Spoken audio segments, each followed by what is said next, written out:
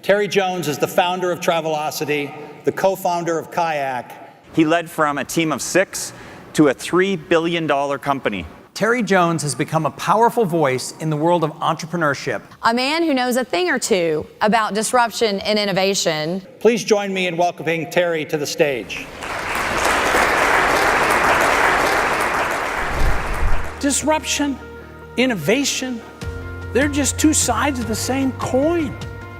The reason you call it disruption is because you didn't do it. It was done to you. You have to face your fears. Established organizations view disruption as a threat. Instead of saying, how could we do that? We have the brand, we have the supply chain, we have manufacturing, we have the people, we have the ideas. How can we do that? Stop being disruptive and start being innovative.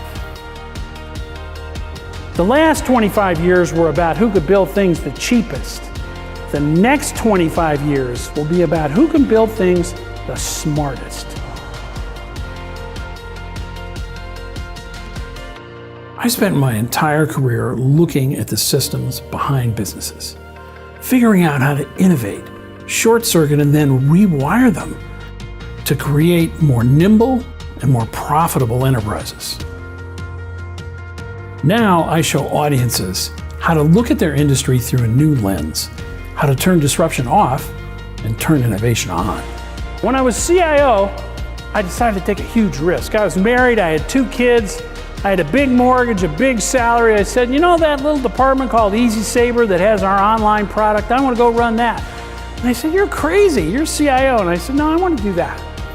And we turned it into Travelocity and took it public for $1.2 billion. Big risk, big reward. So take the first risk. Maybe you'll fail, but failure leads to success. I think the reason the Travelocity story captures the imagination of audiences is that it could happen inside any company. It was a simple idea, a tweak almost, but it disrupted the entire travel industry. When I left Travelocity, we had 3,000 people. We took Kayak public with 220 people. We were highly profitable. We sold the company at Priceline for $1.8 billion. You can do more with less today. Having served on the boards of 16 companies, I've seen what happens when companies innovate and when they don't. So I can tell you who and what is likely to disrupt your company, and more importantly, what you can do about it. The FAA just approved the first airline part that's 3D printed for GE. Think about how it was made before. A bunch of small factories in China build parts, they ship them to an assembler, he puts them together, sticks them in a warehouse, waits for GE to call, then they put them on a ship and a truck and get them to Fairfield. Introduce a 3D printer. All that supply chain is gone. Wouldn't you rather be the disruptor? That's the opportunity. We live in a world that moves at the speed of tweets and headlines, and we simply expect that speed. We demand that speed wherever we go, which is why I've created a unique, highly visual presentation style. The combination of visuals and sound moving at high speed flows over the audience and causes them to put down their phones and open their mind. And people say, Terry, do you need to do another startup? I say, no, man, I'm on Medicare. I don't have to do a startup. I'm old. I want to do another startup. I couldn't do Hamlet 5 nights a week. I get bored.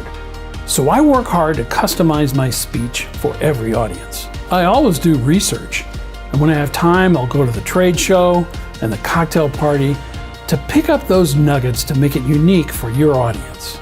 My goal is to give the audience a set of actions that they can take home and put to work the very next day. That's how I know my message sticks.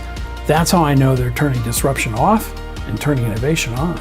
People say, oh, the digital world is marginalizing my business. It's reducing my margins, it's changing everything. The way to avoid being marginalized is to draw your own margins. It's to take the information you get from this conference and go home and change something.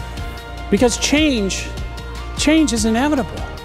But growth is optional. It's up to you. Thank you very much.